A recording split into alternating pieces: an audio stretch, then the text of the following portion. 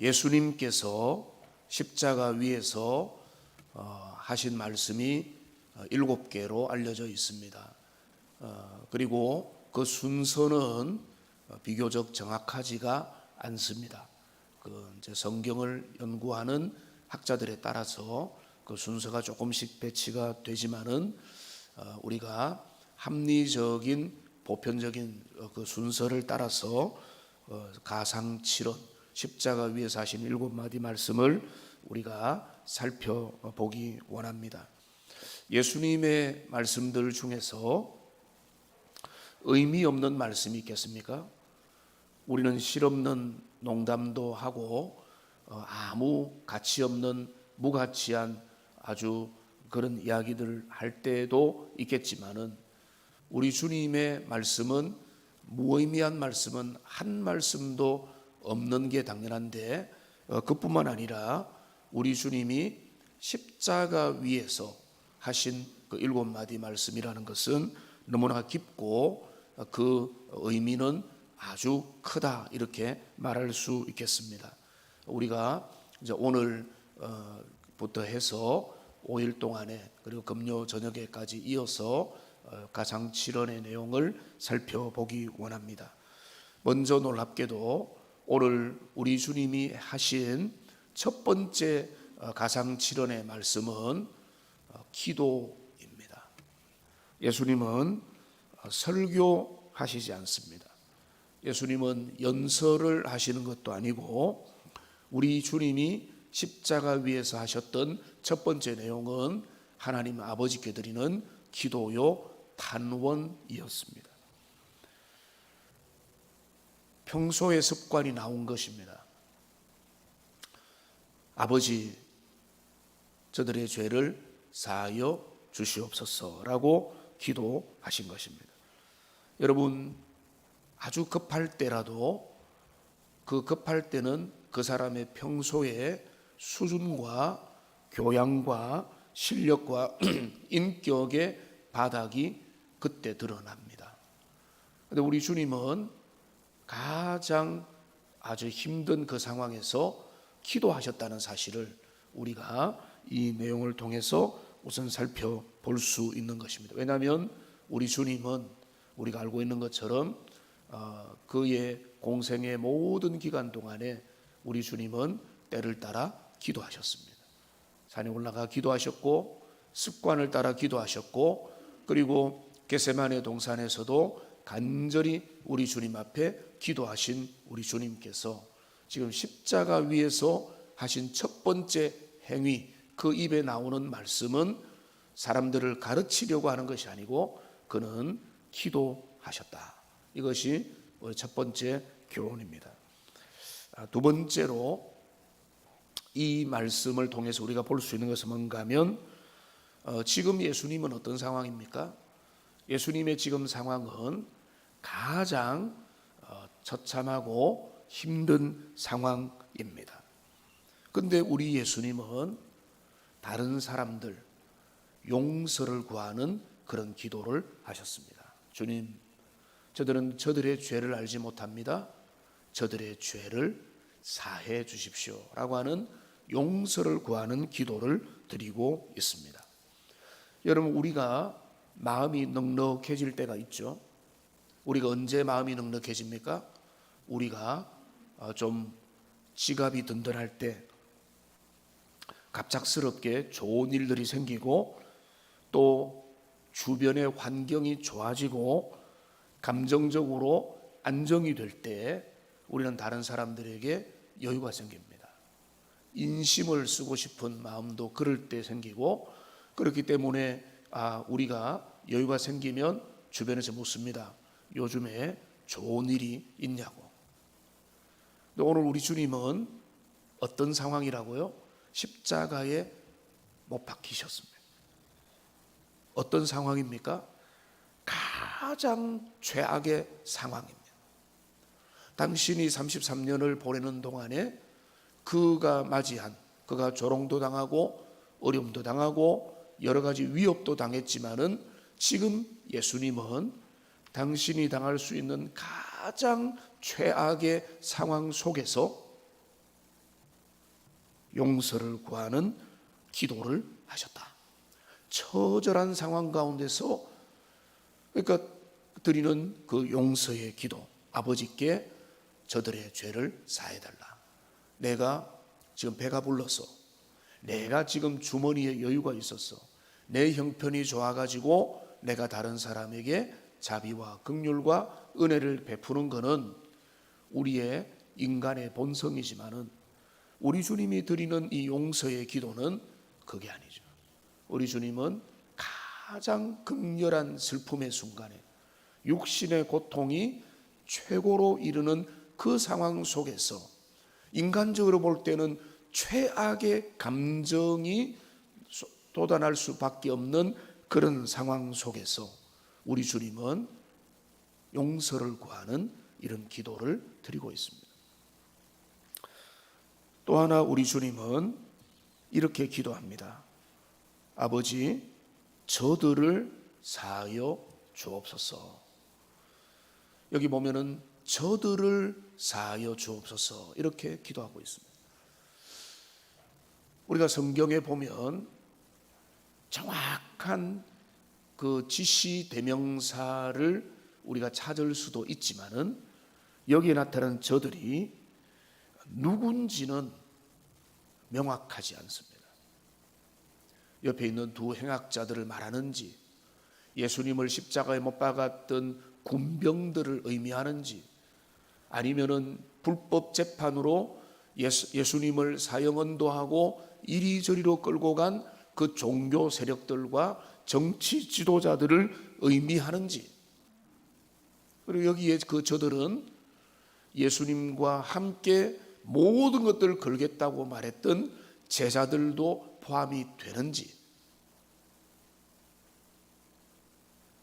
우리도 여기에 포함이 되는지, 여기에 대해서는 성경은 모호하게 말함으로써 우리에게 우리 주님의 기도는 단지 지금 내게 내 앞에서 못을 십자가의 못을 박았던 그들만을 포함하지 않는다는 것을 우리는 어렵지 않게 알 수 있는 것입니다.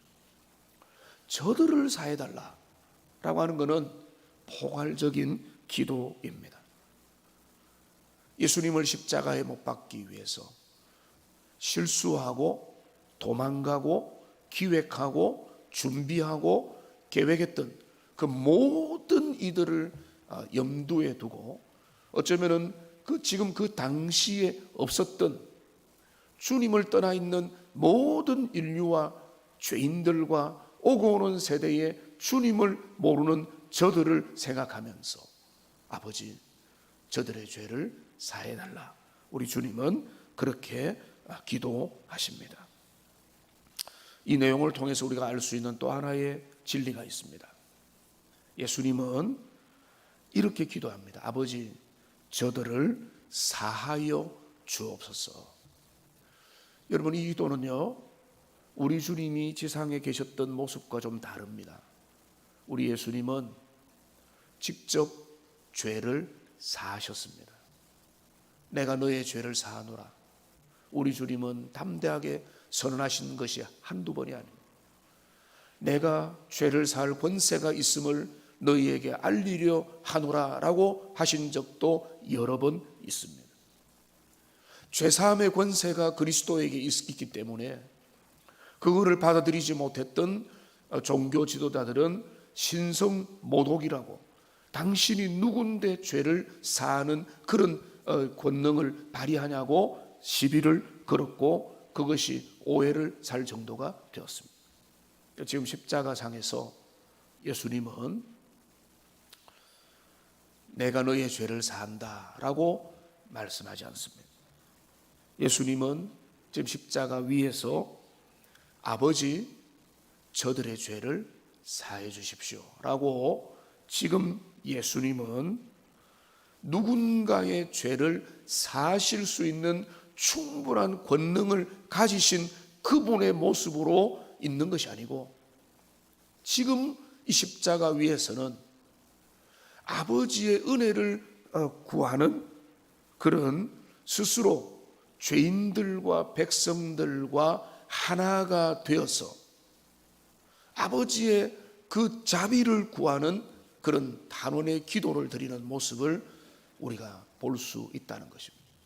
우리가 이 본문의 말씀에서 그런 것들을 읽어낼 수 있는 것입니다. 또 하나 이 본문의 말씀은요, 구약의 이사야 예언이 너무나 놀랍게 성취된 그런 사건입니다. 여러분, 이사야 53장 12절에 보면 이런 예언의 말씀이 있습니다. 이러므로 내가 그로 존귀한 자와 함께 분깃을 얻게 하며 강한 자와 함께 탈취한 것을 나누게 하리니, 이는 그가, 이 메시아가 자기 영혼을 버려 사망에 이르게 하며 범죄자 중 하나로 헤아림을 입었음이라. 그러나 실상은 그가 많은 사람의 죄를 지며 범죄자를 위하여 기도하였느니라 하시니라. 여러분, 이 유명한 이사야 53장의 9절입니다. 여기 보면 여기에서 오늘 이 십자가에서 죄인을 위하여 기도하신 우리 주님의 모습에서 두 가지 예언이 정확하게 성취된다는 것을 우리는 보게 됩니다. 첫째는 뭔가 하면 범죄자 중 하나로 헤아림을 받았다는 것입니다. 우리 주님 양옆에 누가 있었습니까? 33절을 보시면은 예수를 십자가에 못 박고 두 행악자도 그렇게 했다. 범죄자들의 가운데 그리스도가 범죄자 취급을 받고 십자가에 못 박혔습니다. 그러니까 이 예언이 성취된 것입니다. 그가 범죄자 중 하나로 헤아림을 입었다. 두 번째로 이 구절에 뭐라고 했습니까? 실상은 그가 많은 사람의 죄를 지며 범죄자를 위하여 뭐 했다고요? 기도했다는 거예요. 우리는 이 말씀의 의미를 십자가에서 죄인을 위해서 기도하신 예수님의 모습이 없었다면 우리는 그것이 언제 이루어졌는지 알 수가 없는 것입니다. 그리스도께서 십자가 위에서 기도하심으로, 그거는 바로 메시아가 어떤 일을 하실 것인가에 대한 위대한 성취가 이 말씀을 통해서 나타나셨다는 것입니다. 마지막으로 이 구절을 통해서 우리가 알 수 있는 것은 우리 주님이 죄인들의 용서를 구하는 기도를 하셨다는 것은, 우리 주님은 평소에 지상에 하셨던 말씀대로 우리 주님은 끝까지 살아가셨다는 것입니다. 예수님은 여러 교훈을 통해서 원수를 사랑하고 핍박하는 자들을 위하여 기도하라라고 말씀하셨습니다. 대표적인 것이 마태복음 5장 44절에 기록되어 있습니다. 여기 뭐라고 되어 있습니까? 같이 한번 읽어보겠습니다. 나는 너희에게 이르노니 너희 원수를 사랑하며 너희를 박해하는 자를 위하여 기도하라. 예수님은 가르치신 대로 가장 비극이라고 보여지는 순간에도 그를 충실하게 실천하십니다. 오늘 우리는 간단하게 살펴보았지만은 우리 주님이 십자가 위에서 하셨던 첫 번째 그 발언은 원수를, 죄인들을, 이 땅에 십자가의 못을 받고 자기의 죄를 알지 못하는 자들을 위해서 간구하는 그런 용서의 단원인 것을 우리가 보게 됩니다. 이것을 읽으면서 우리는 우리 주님의 그 놀라운 은혜와 사랑을 기억할 뿐만 아니라 우리도 우리 주님과 같이 그런 자가 되어야 됩니다. 자신의 죄를 뉘우치고 회개하고 돌이키는 자에게 용서한다는 것은 그거는 당연한 일이고요. 그러나 주님은 우리에게 요청하는 것은 그렇지 않은 자들을 위해서도 너희는 용서해야 된다라고 말씀을 합니다. 그거를 그렇게 해야 될 이유는 적어도 세 가지가 있습니다. 첫째는 그들이 자신의 죄를 모르기 때문에 그렇습니다. 그들은 모르기 때문에 잘못하고 있는 겁니다. 특별히 제자들을 생각해 보면. 그렇기 때문에 우리는 용서해야 됩니다. 그들이 알면은 용서해 주겠다. 우리는 그렇게 생각하죠. 근데 우리 주님은 십자가에서 보이신 모범은 뭔가 하면 그들의 죄를 모르기 때문에 우리는 그들을 용서할 수 있는 겁니다. 두 번째로는 그들이 언젠가는 그 죄악을 깨닫고 회개하고 돌이킬 수 있기 때문에 우리는 그들을 용서해야 됩니다. 제자들을 보십시오. 도망갔던 제자들, 배신했던 제자들, 숨어 있었던 제자들이 우리 주님의 은혜 가운데 회개하고 깨닫고 돌이켜서 그들은 든든한 하나님의 사람들이 되었습니다. 나는 그를 용서할 수 없다. 그거는 주님의 마음이 아닙니다. 우리 주님이 그들을 성장시키고 성숙시키고 눈을 열어서 그들을 회개로 이끌 수도 있기 때문에 그렇습니다. 어떤 자들은 끝까지 죄악 가운데서 회개하지 않고 죽을 것입니다. 세 번째 용서해야 될 이유가 있습니다. 우리 하나님께서 그 모든 것들을 기억하시고 심판하실 것이기 때문에 그렇습니다. 심판은 주님 앞에 맡겨야 되는 것입니다. 하나님의 심판은 공정할 것이며 주님의 심판은 철저할 것이고 주님의 심판은 약속대로 될 것이기 때문에 이 세 가지 이유를 우리가 생각해 보면 용서하지 않을 이유가 없고 우리는 용서하며 용서를 위해서 기도하며 살아야 되는 것입니다.